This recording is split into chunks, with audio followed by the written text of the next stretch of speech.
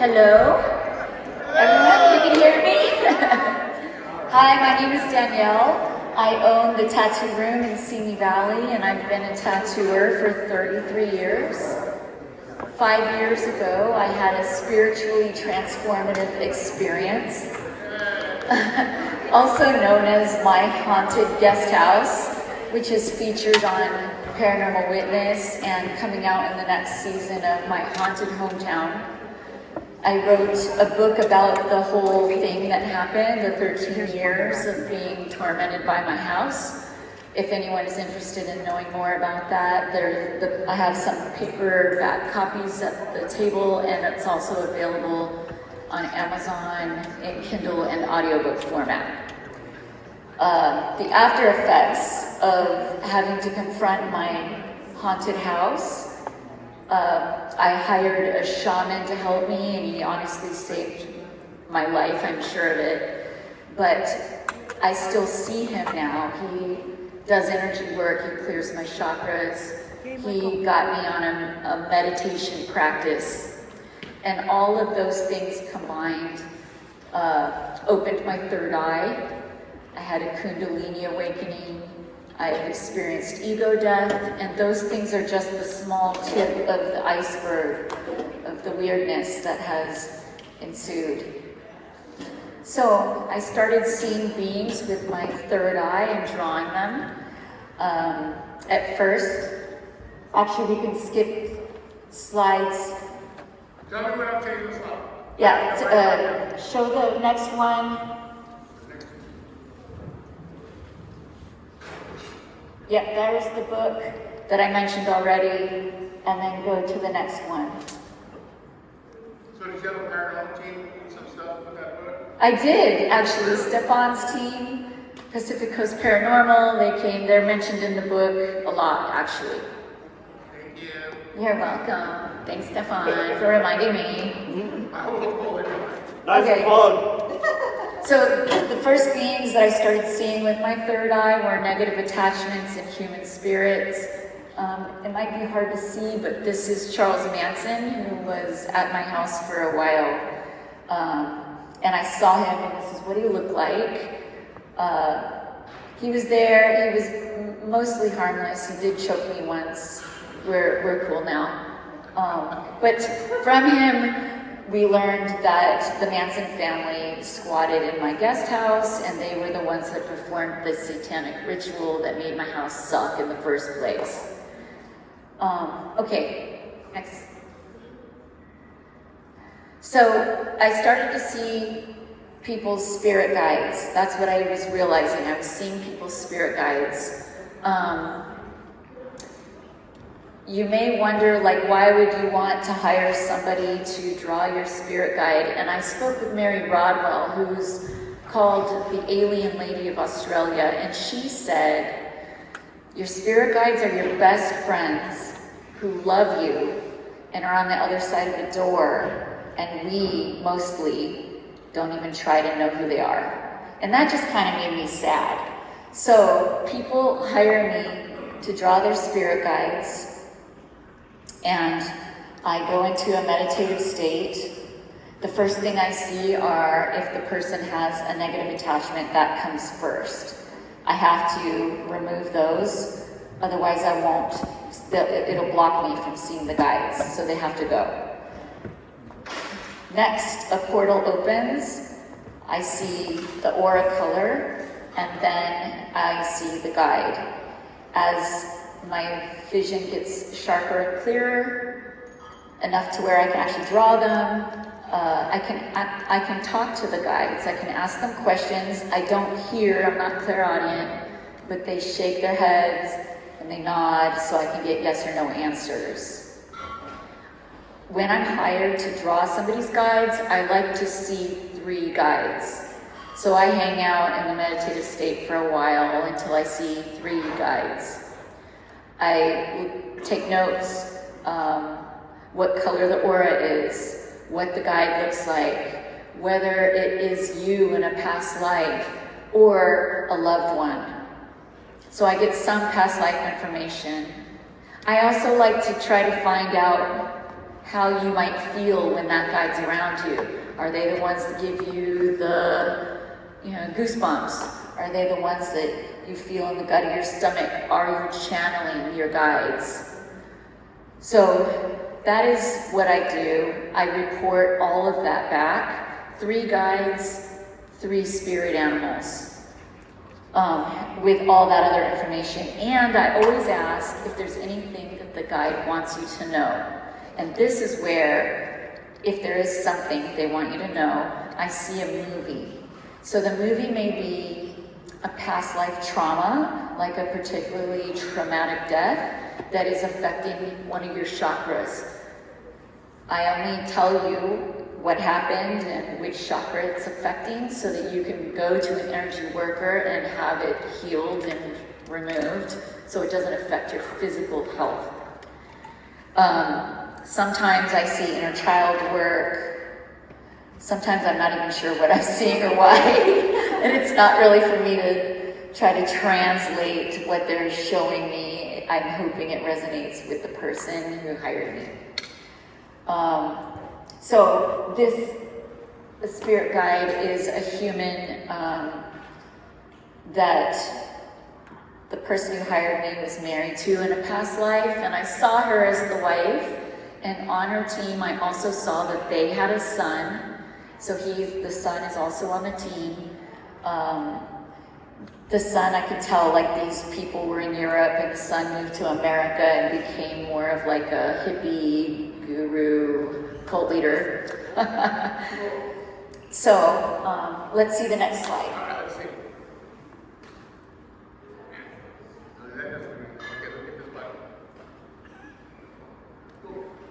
So at first I was seeing mostly humans, but then I started seeing a lot of the beings from the fairy dimension, which is a vibration that's just higher than us.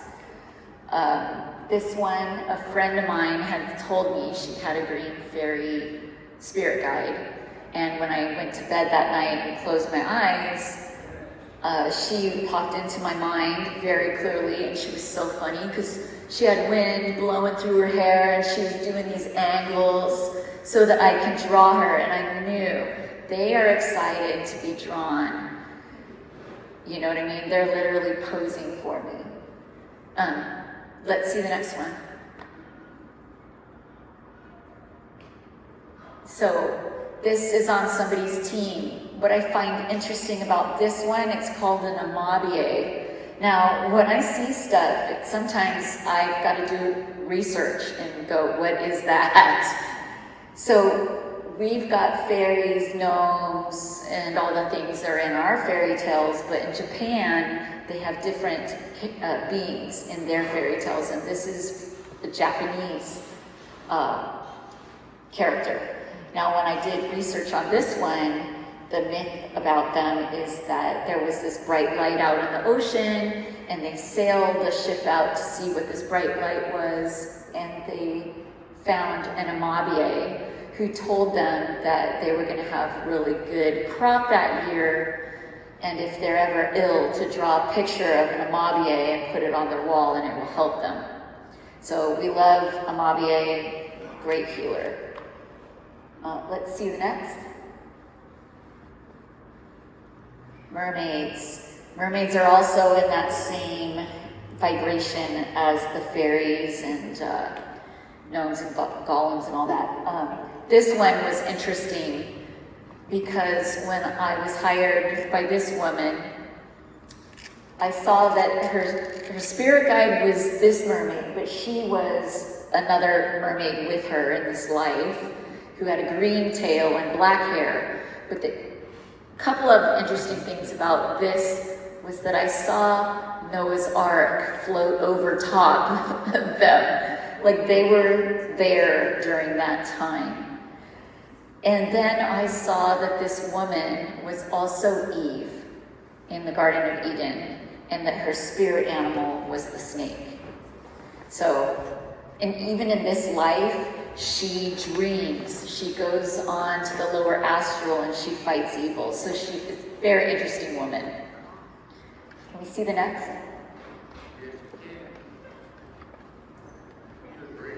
So then I started getting a lot of ETs, starseeds, hiring me to do their spirit guide art. This one was done for a couple, and I found it super interesting because I saw, of course, 3 of their spirit guides, and they incarnate together all the time, this couple. And then I saw their higher self was a purple dragon. They are not just soul group, they are twin flames. They come from the same higher self. So, let's see the next one. These are Arcturians, by the way. Lots of Arcturian starseeds are incarnated right now. This one is an Arcturian human hybrid that would have lived during Egyptian times. So there's more purebred Arcturians, and then there's hybrids. Can we see another one? This was a different looking gray that I saw that had kind of a beaky mouth. I don't know, I've never seen one like this, but there's lots of different kinds of grays as well. And next one. Oh my gosh, the mantis. There are tons of mantis incarnated. I get a lot of mantis starseeds hiring me. This one, I was in a healing circle for a friend of mine, and I closed my eyes to help run energy through my friend. And I saw 3 beings, the mantis being one of them, there to help support and help heal my friend. And I saw this one, and then later on it came into my bedroom, and it was like 8 to 10 feet tall. It had this beautiful multicolored aura, and it was just really funny. It was just looking at me, and I think it was kind of shocked that I wasn't scared about it. But you know, when you're scared of things, I think they try to stay away from you, but if you're not scared, they come around. But lots of mantis, and I've seen different kinds of mantis. There's a kind that's only about this tall, and they look like the little orchid mantis that are pink, and they're super cute. And then there's these really tall ones, and they come in ranges of colors from sort of a tannish brown to a green. Okay, next slide. These were the other 2 beings that were there with my friend's healing circle. So I have seen this lion one a lot of times. This planet, this is not a Lyran. Lyrans are the ones that always look like lions. This planet, it's like they walk on 2 legs like humans. They wear these suits, their hearts glow, and they all have different animal heads. So there's like foxes and rams and all sorts. So there's lots of planets that have animal beings that I find very interesting, and I wonder about the animals on our own planet and what they are, how they're related in this big picture. Okay. Next slide. Oh, this one. So I get hired by this woman, and I look at her spirit guide, and I see a thunderbird, which I've never seen before, and I think this is really cool. Next, I see this story. It's like a movie. Indigenous person walks away from their community, opens the mouth, and the thunderbird flies out of the mouth. So I think I need to look into the origin story of the thunderbird. And when I do my research, I also had seen that there was a rabbit. I saw a rabbit. So I see that there is a Native American god named Nanabozo, and also called the Great Hare, who spoke animals into creation. So I think I was seeing that, but also that this woman was Nanabozo incarnate. The other thing that they wanted me to see was that she was a samurai who lost her head in a sword fight. but I saw the head fall over and over and over, and I go, oh my God, she's stuck in a loop where she's lost her head a bunch of times. So I told her she needed to go get her throat chakra cleared, healed, so that she can get out of this loop. And it resonated so much. She was already having physical throat problems. She was already seeing an energy healer. So she said she would look into this beheading. And they found one that I didn't see, but I said, just keep going because you've got a lot to clear there. Then after she did all that, I was taking a shower, and a lot of times when I'm in the shower, and I know a lot of other psychics, when they're in water, they see more, they hear more. I was in the shower washing my hair, and I closed my eyes, and I saw her whole spirit family. It was all these Native American gods, and I could feel how sad they were that they had lost their family member, and how grateful they were that they were reconnecting again. And I felt so incredibly honored to even be able to help with that. Okay, but super cool story. Next slide.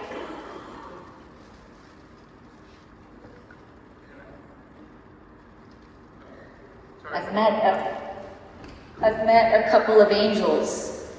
So this is Archangel Raphael. He's been around a lot. He's about the green flame energy. And it's weird because before he came around, because I do clear spaces, I do clear negative attachments off people. And somehow, and nobody taught me this, but I throw green fire from my hands. That's how I do it.